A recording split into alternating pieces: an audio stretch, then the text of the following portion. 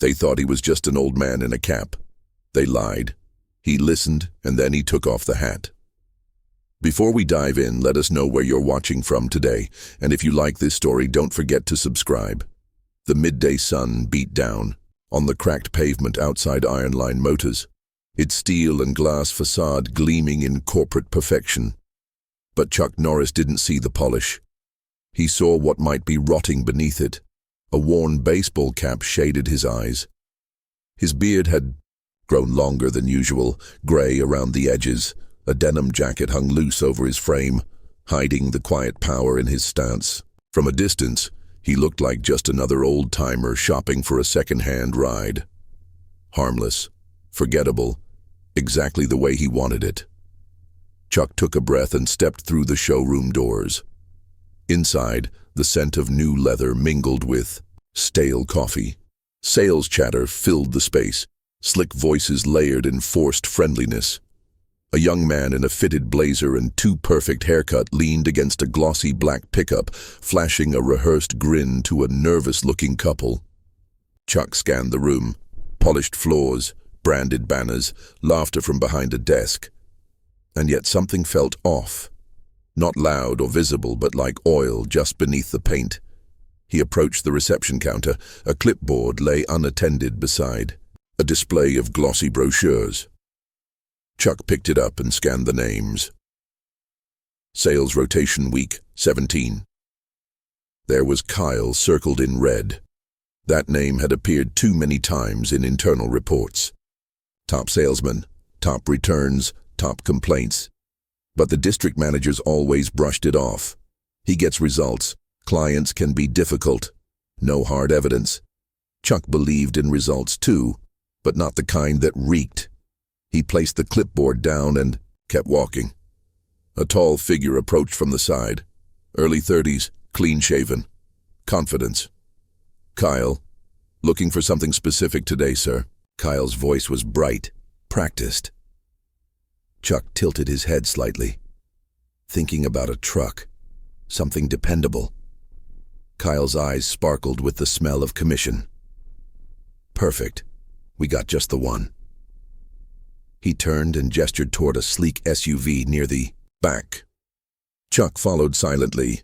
This beauty just had a brand new engine put in, Kyle said, patting the hood.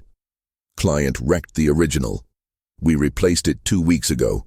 Drives like it's fresh off the line. Chuck narrowed his gaze. That was a lie. He knew the service logs. Knew that SUV hadn't been touched in 5 months, except for a cosmetic polish and a low-cost tire rotation. Still, he didn't speak. Just ran his fingers along the curve of the hood. Got paperwork for that engine swap? Chuck asked casually. Kyle hesitated. Just a flicker. But it was there. Yeah, back in the office. I'll pull it once you're ready to sign. Chuck gave a slow nod. Then a voice, quiet, uncertain, broke the moment. Actually, that engine was replaced. They both turned. A young woman stood a few feet away. Ponytail, grease-stained gloves. Her name tag read, Emily. Kyle's face tightened. Emily. Go check the tire rotation list or something. She didn't move. That SUV came in for a brake check. That's all. No engine replacement. Chuck studied her, saying nothing. But behind his stillness, something had shifted, a crack in the surface, a flicker of truth. The first one all day. Kyle forced a laugh. Sorry, man. She's new. I don't know the full history, but Chuck had already seen enough. He glanced once more at the SUV, then at Emily. He didn't smile, didn't speak, he just made a mental note. That one tells the truth, and Kyle, he just lied to the wrong man. Kyle's grin didn't falter, not even after Emily spoke. She's new, he repeated, more to himself than to Chuck. Still learning how we do things around here. Chuck gave a small nod, like he hadn't quite heard. Come on, Kyle said, stepping past Emily without another glance. Let me show you the inside. Chuck followed, saying nothing. The SUV gleamed under the fluorescent lights. Midnight black. No scratches. No dents. Too clean. It had a showroom charm, but Chuck knew that look well. Like stage makeup hiding a bruise. Kyle opened the driver's side door and gestured like a magician, revealing a trick. Leather seats. Touchscreen. He did everything. This baby's top tier. We only keep the good stuff for serious buyers. Chuck stepped in, ran a hand over the steering wheel. It was cold, untouched. Kyle leaned against the doorframe. We get a lot of guys looking for something reliable. This one's perfect. Low miles. Rebuilt powertrain, still under extended warranty. Rebuilt? Chuck asked in a flat tone. Right. Fully replaced engine. I mean, it's basically new under the hood. Chuck turned toward him slowly. You said it was brand new before, now it's rebuilt. Kyle didn't blink. Well, technically it's refurbished, but they replaced everything. New parts, same difference. Chuck raised an eyebrow. His expression is unreadable. Got a service log for that. Kyle hesitated. Just long enough for Chuck to register shift. Then came the wave of confidence again. Sure, I'll grab it from the system once we sit down. It's all there. Chuck nodded once. Slowly. What shop handled the work? Kyle blinked. Sorry. Chuck looked at him. The engine works. You said it was replaced 2 weeks ago. Which shop did it? Kyle laughed. Oh man, I have to check the details. We got a few vendors. Probably. One of our partners downtown. Doesn't really matter though. Our guys inspect everything before it goes on a lot. Chuck glanced toward the rear of the showroom, where the service bay doors were closed. Would they remember doing that job? He asked. Kyle's eyes narrowed for just a second. Honestly, probably not. They move fast, but I can get the inspection printout. Once we're back at my desk, paper trail and all that. Chuck nodded slowly. The trap was tightening, not for Chuck, but for the man standing in front of him, and Kyle had no idea. Instead, he gestured back toward the desk area. Let's head over. We got some wiggle room on the price today. Might be able to knock a few hundred off if we move quickly. Chuck didn't move. He looked once more at the SUV, then at Kyle. You said the client wrecked the original engine. Yep. What happened to the body? Kyle paused. Excuse me? Chuck's eyes stayed fixed. You said the engine was wrecked, replaced, but this body's pristine. No frame damage, no insurance note. What kind of wreck leaves the engine totaled? But don't scratch the fender. Kyle opened his mouth, closed it. Then he smiled again. Cool, casual. You know how it is. Some people just don't take care of their vehicles. Could have been internal wear. We don't get the full story sometimes. Chuck nodded. Right. Inside, he was already piecing together how often Kyle had used this script, how many times he'd spun it differently depending on who was listening. But outside, Chuck simply said, Let's take a look at the papers. Kyle beamed, absolutely. Right this way. Chuck followed him, silent as a shadow. But shadows, he knew, had a way of turning into storms. The back hallway leading to the service bay was narrower than Chuck remembered. Same beige walls, same homofluorescent lights. But the energy had shifted since he last visited Iron Line Motors as an investor. There was a hollowness now, like something once solid had quietly rotted from the inside. Kyle had peeled off toward the finance office, promising to pull up the paperwork. Chuck hadn't stopped him. Instead, he veered off toward the garage. A faint metallic clatter echoed ahead. Then a sharp voice. Next time, don't interrupt me in front of a customer. Chuck paused, behind a half-open door. Emily stood near the tool bench, her back rigid. Across from her was a heavier set mechanic in his 40s, name tag, Red Doug. I wasn't trying to embarrass you, Emily said, voice calm but firm. I just told the truth. Doug scoffed. Yeah, well, that truth could cost us a sale. You want to start paying Kyle's commissions. I want the customer to know what they're buying, she said quietly. Chuck stepped closer, unseen. Doug shook his head, grabbing a wrench. This isn't some ethics class, it's sales. If Kyle wants to spin it a little to close, that's not your call. I work on those engines, Emily replied. If something's wrong, I'm not going to pretend it's not. Doug muttered something under his breath and walked off. Chuck waited until the footsteps faded.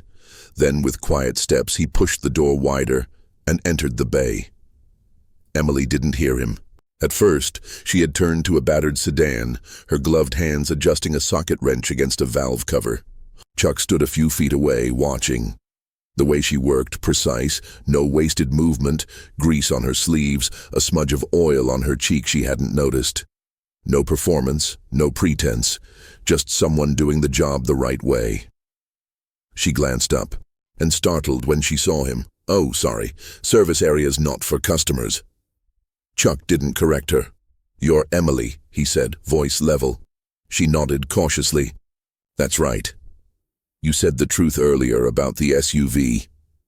She wiped her hands on a rag, still guarded. Yeah, I wasn't trying to get anyone in trouble. You just didn't want someone to get lied to. She hesitated.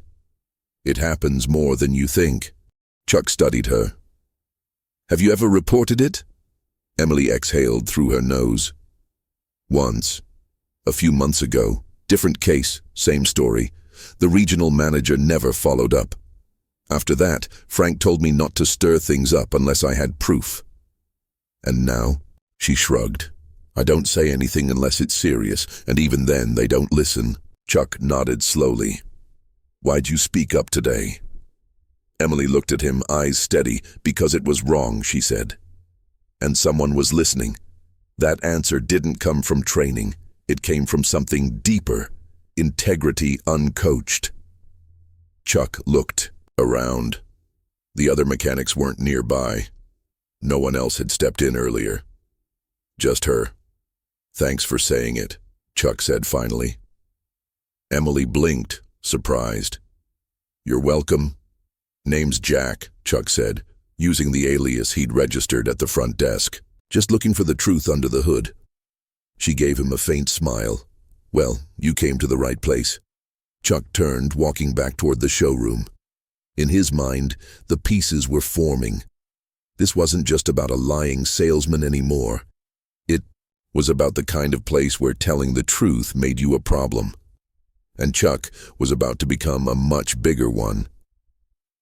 The office Kyle led Chuck into a sleek and forgettable tan walls, laminated desk, frame photo of a muscle car over a printer. A faint, lemon-scented air freshener did its best to mask years of nervous sweat and over-promised deals. Kyle gestured to the chair with a showman's flourish. Take a seat, my man. Let's get you set up. Chuck sat slowly, his eyes scanning the room. Like he'd done 1,000 times before, same layout, same closing script. Kyle sat across from him, booting up the monitor. So, black SUV, upgraded engine, extended warranty. You're gonna love it. And since you didn't flinch at the price tag, I might be able to sweeten the pot. Chuck leaned back. Let's see the documents first. Kyle chuckled, straight to the paperwork. Huh? I respect that. He tapped a few keys, then flipped open a manila folder. Here's the vehicle report. Clean title, no accidents. Says right here, powertrain service March 3rd. That's the engine replacement. Chuck leaned forward. Service isn't the same as replacing, he said calmly. Kyle smiled like it was a compliment. Legal lingo. Yeah, that's just how they write it. We don't always have full breakdowns in the customer copy. Chuck tapped the edge of the page. But it doesn't say new engine. Well, off the record, it was. Kyle winked. We just don't advertise it in case something goes sideways. You know how lawsuits go. Chuck didn't blink.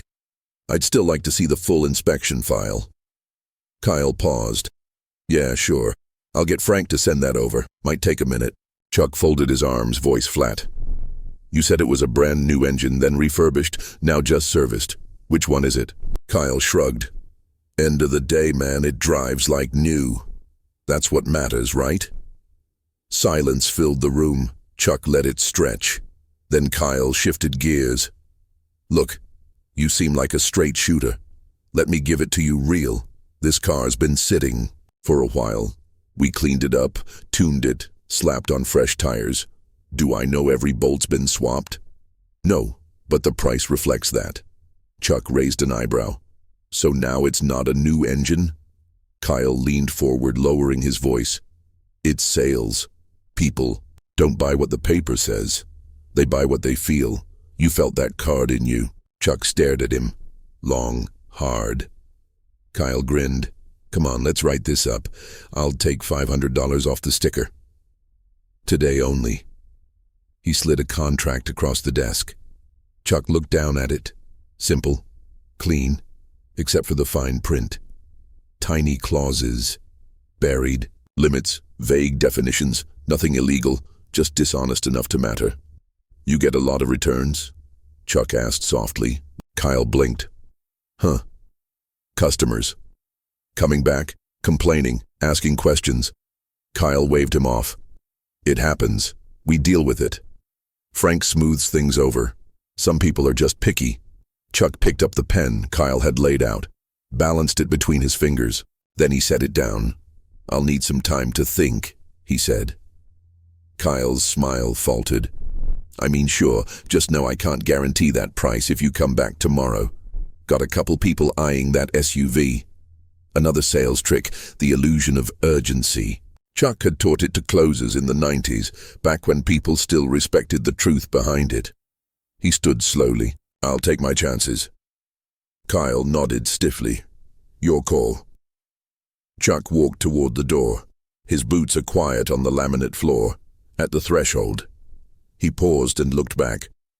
Make sure that the inspection report is ready next time I come. Kyle forced a grin. Of course. But Chuck had already seen what he needed. The papers were fake smiles. And Kyle was about to meet the man behind the name. Chuck stepped out of the office. The contract had been signed. The lies still echoing behind him like a cheap jingle that wouldn't stop playing. He didn't walk fast. He didn't need to. A few customers milled around the showroom floor. Another salesman was chatting up an older couple near the reception desk. But Kyle was still behind him, watching the glass office wall, nervously refreshing the email for the inspection report that didn't exist. Chuck stopped near the front display, beside a blue hybrid sedan. Emily was there, quiet, wiping down the hood, with chamois cloth. Her movements are efficient, focused. She looked up as he approached. Are you heading out? She asked. Not just yet, Chuck replied. A voice cut through the showroom before she could respond. Everything all right here? It was Frank, the manager, mid-50s, sports. Jacket is a little too tight, teeth are a little too white. The kind of guy who hadn't touched a wrench in 20 years, but always had something to say about profit margins. He smiled as he approached Chuck, extending a hand. Frank Dawson. I manage this location. Kyle said he had a few questions. Chuck shook his hand. Firm. Silent. Frank laughed. Try to keep it light. We always aim to please. Sorry if things got a little confusing. Happens sometimes when we get new staff. His eyes darted toward Emily, then back. I'm sure Kyle explained everything. Chuck's voice was calm. He explained a lot. Good, good, Frank said, visibly relieved. We pride ourselves on transparency. Chuck paused, then he removed his hat. Emily blinked. Frank squinted. Kyle is still in the office. Froze. Chuck took off his glasses next, ran a hand through his silver hair. And finally, he looked Frank in the eye. I know exactly how that SUV got here, Chuck said, voice steady, because I signed the delivery invoice myself. Frank's face changed. First confusion, then recognition. Then the slow, sinking dread of the man realizing the customer he tried to manage owned the building. Chuck continued, quieter now, but each word is sharp as a blade, and I read the service logs. That engine wasn't replaced. The warning pitch. Fiction. and Kyle told all of it straight to my face. Frank opened his mouth, but no sound came out. Kyle stepped out of the office. Pale. "I'm Chuck Norris," he said. "Investor, majority stakeholder." The room stilled. No one laughed. Chuck turned toward Kyle. "You've been lying to customers." Then to Frank. "And you've been letting it happen." Neither spoke. Chuck took a slow breath. His voice is lower now, controlled but coiled with tension. "I came here because something felt wrong. I didn't expect to be proven right this fast." Frank's jaw worked silently. Kyle looked like he wanted to vanish. Chuck took one final look at both men. "Get your manager," he said to Frank. "Your real one, the one who's supposed to be watching." Then he turned toward the back office himself. He wasn't done yet. Frank closed the office door behind him with a quiet click. As if silence might soften the weight of what was about to unfold, Chuck stood in the middle of the room, hands folded, gaze steady. Frank moved to his desk, adjusting his jacket. "Look, I wasn't expecting you today, if I'd known that's the point," Chuck said. Frank hesitated. "Point? I didn't want you to expect me. I wanted to see how things ran when no one was watching." Frank offered a tight smile. "Every operation has its rough patches. You know how it is. Staff turnover, demanding clients, heat from upstairs. It's been a tough quarter." Chuck didn't move. Frank kept talking, words piling on like sandbags against a rising tide. "Kyle's aggressive. Sure. But he hits numbers. People like a deal, and he gives them that feeling, that confidence." Chuck raised an eyebrow, even if it's built on a lie. Frank shifted in his chair. "Let's not make this dramatic. Some embellishment is normal in sales. Every dealership does it." "That's not embellishment," Chuck said. "It's a fraud." Frank exhaled, his charm cracking. "You think we hit monthly targets by telling people every scratch and defect up front? We disclose what we need to, the rest we manage expectations." Chuck let the silence return. Let it grow dense. Then softly he asked, "How long has this been happening?" Frank's fingers tapped the edge of his desk. "A while. But it works. We haven't had a formal complaint in over 6 months." "Because you smooth it over," Chuck said. "Free oil changes, service credits, store credit refunds." Frank looked away. "You don't solve the problem," Chuck continued. "You bury it." Frank's voice dropped. "I did what I had to. We've expanded locations. Sales have never been higher. If you'd seen the numbers I have." Chuck interrupted. "That's why I came." He took a slow step forward. "On paper, we're growing. But the trust, the brand, that's eroding faster than you think. You don't see it because you've been inside the rot so long. You think the smell is normal." Frank bristled. "So what? You want to fire everyone?" "Start from scratch." Chuck shook his head. "I don't want to fire anyone. I want to fix what we broke." He leaned in slightly, voice quiet but sharp. "But I can't do that if the guy running this place doesn't think it's broken." Frank swallowed. Chuck straightened again. "This isn't about one bad salesman, it's about leadership. It's about you." Frank's mouth opened, then shut again. "I want a report," Chuck said. "Every deal from the last 6 months. I want you to flag every sale that can come back to bite us." Frank's voice was flat. "That's going to take time." "So does building trust," Chuck replied. "We'll start with that." He walked to the door, hand on the handle. He paused. "One more thing," he said without turning. Emily spoke up. "You didn't."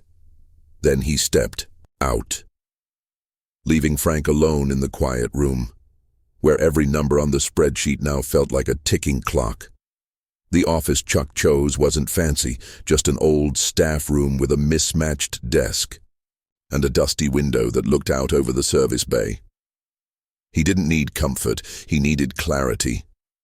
Emily stepped in hesitantly, wiping her hands on her work pants. She looked unsure whether this was a warning or a thank you. Chuck gestured to the chair across from him. "Have a seat." She sat down, posture straight, eyes guarded but alert. He studied her for a moment before speaking. "How long have you been working here?" "Almost a year," she said. "Started as an apprentice, stayed on full-time." Chuck nodded. "Do you like it?" "I used to." That answer came too fast to be filtered. Honest, raw. Chuck didn't press. "I want to ask you something simple. No pressure, just the truth." Emily tilted her head slightly. "How often does what happened today happen?" She hesitated, not from fear, more like calculation, as if measuring how much truth this man could really handle. "More than it should," she said. "Some weeks it's little stuff, overselling features, skipping disclosures. Other times it's bigger. Like what Kyle did." Chuck didn't flinch. "And management?" Emily sighed. "Frank doesn't say out loud, but everyone knows. If you keep the numbers up, he looks the other way." Chuck nodded slowly. "Have you ever reported it?" "I tried," she said. 3 months ago. Customer bought a hybrid with battery damage we didn't mention. When they came back angry, Frank gave them a free detail and told me not to get involved again." Chuck leaned back. "Why speak up this time?"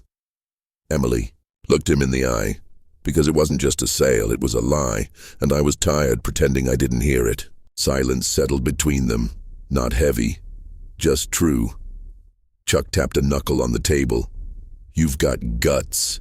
She smiled faintly. "That's not what Doug said." Chuck's lips twitched. "Doug's wrong." He leaned forward slightly. "Let me tell you what's going to happen next. We're cleaning this place up. No more fake engines, no more word games, but I can't do it alone." Emily's expression shifted. Partial disbelief. Part hope. "Do you want me to help?" "I want you to be exactly what you were today," Chuck said. "A mechanic who tells the truth, even when no one else does." She was quiet for a long beat. "Then, what if they don't like it?" Chuck shrugged. "Then they'll leave, and we'll replace them with people who do." Emily exhaled, half laugh, half relief. Chuck stood nodding toward the door. "Go back out there. Keep doing your job. And if anyone gives you trouble, send them to me." She stood too, a little taller now. And when she left the office, Chuck didn't follow right away. He just looked out the window toward the service bay. For the first time all day, he saw something worth building on. Chuck stepped out of the staff room and onto the showroom floor. He didn't raise his voice. He didn't need to. One by one, the heads turned.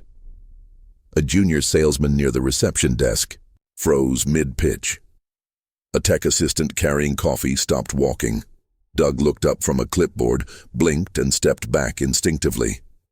Frank stood near the entrance, trying and failing to appear relaxed. Kyle lingered behind the finance desk, arms crossed, jaw clenched. Chuck moved to the center of the room. The silence settled around him like dust in a garage with the engine off. "I'm not here to make a scene," he said, voice low but steady. "I'm here to tell you what's changing." The room stayed quiet. No one moved. Chuck let his gaze sweep across the team. "I've been part of this business longer than some of you have. Been alive, and I've seen things go bad before, but I've never seen it rot from the inside quite like this." He paused. No yelling, no accusations, just facts. He looked at Kyle. A car was misrepresented. A warranty was lied about. And it wasn't the first time. Kyle didn't speak. He didn't have to. The shame had already walked him before him. Chuck turned to face the rest of the floor. "I'm not firing anyone today." A flicker of surprise passed through the room. "But starting now, the rules have changed." He let the silence breathe. "If you're going to sell a car here, you tell the truth about it. If the engine's old, you say so. If the warranty's short, make it clear. If you can't hit your numbers without bending the truth, You won't be hitting them here at all. Frank shifted, but Chuck didn't look at him. You think honesty makes us weaker? Chuck continued. It doesn't. It makes us dangerous because customers come back to people they trust. And right now we have a trust deficit, so Deepak could bury this whole place. He stepped forward at one small pace. That was enough. From now on we fix what we broke. With action, with ethics, and with people who give a damn. He looked toward the service bay. Emily stood just inside the threshold, grease still on her hands. Watching, Chuck nodded to her. She stood up today when no one else did. That's not a weakness. That's leadership. Then he turned back to the room. If anyone's not comfortable with that, there's the door. No one moved. Chuck nodded once, final, back to work, but this time do it right. The spell broke. The floor returned to motion. Quiet conversations resumed. But something had changed in the air. The pressure had shifted. Chuck didn't walk off like a satisfied man. He walked like someone just getting started. The next morning, the floor was quieter. Not silent, just careful. Chuck didn't need to say much. His presence alone was enough. Word had spread. Every whisper now half-checked. Every handshake is slower. It wasn't fear that hung in the air. It was reckoning. Kyle was the first to go. He walked in just after 8, didn't say a word to anyone, and headed straight to his locker. Chuck watched him from the second-floor window. Arms crossed. Kyle didn't argue, didn't make a speech, just packed up, closed the locker, and walked out. Doug muttered something under his breath. Chuck let it go. For now. By mid-morning, the cracks had started to show. 2 salesmen near the front kept glancing at Chuck. While they reviewed listings, their